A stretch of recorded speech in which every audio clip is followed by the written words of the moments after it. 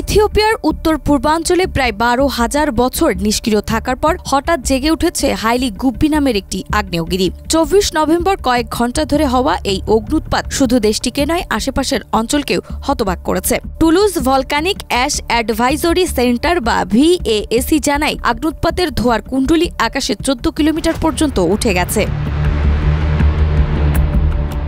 Highly Gubbi আগ্নেয়গিরিটি আফার অঞ্চলে রাজধানী Addis আবাব থেকে প্রায় 800 কিলোমিটার উত্তরে ইরিত্রিয়া সীমান্তের কাছাকাছি অবস্থিত।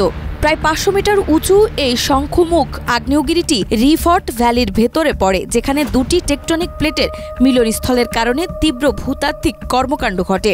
আর সেই অঞ্চলের স্থিরতা ভেঙেই বহু সহস্রাব পরে শুরু হয় এই অগ্ন্যুৎপাত।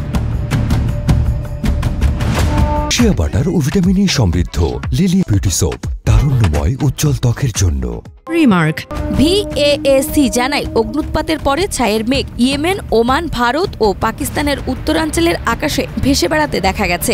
সামাজিক যোগাযোগ মাধ্যমে ছড়িয়ে পড়া ভিডিওগুলোতে ঘন সাদা ধোঁয়ার মতো স্তম্ভ আকাশে উঠতে দেখা গেলেও এগুলোর সত্যতা এখনও স্বাধীনভাবে নিশ্চিত করা যায়নি। স্মিথসোনিয়ান ইনস্টিটিউশনের গ্লোবাল ভলকানিজিক প্রোগ্রাম বলছে, হাইলি গুব্বি আগ্নেয়গিরির হোলোসিন যুগে কোনো অগ্ন্যুৎপাতের রেকর্ড ছিল না। অর্থাৎ শেষ বরফ যুগের পর থেকে প্রায় 12 বছর ধরে আগ্নেয়গিরিটি সম্পূর্ণ নিস্তব্ধ ছিল। এই দীর্ঘ নীরবতার পর এমন ঘটনার ভূতাত্ত্বিক মহল ব্যাপক আগ্রহ প্রকাশ করেছে।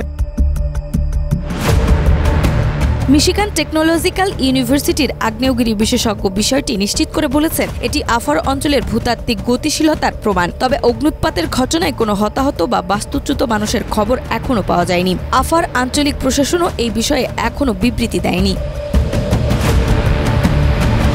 হঠাৎ জেগে ওঠা হাইলি গুব্বি আগ্নেয়গিরি ইথিওপিয়ার ভূতাত্ত্বিক ইতিহাসে এক নতুন অধ্যায় যোগ করল, যা বিজ্ঞানী ও গবেষকদের নজর কাড়ছে বিশ্বজুড়ে।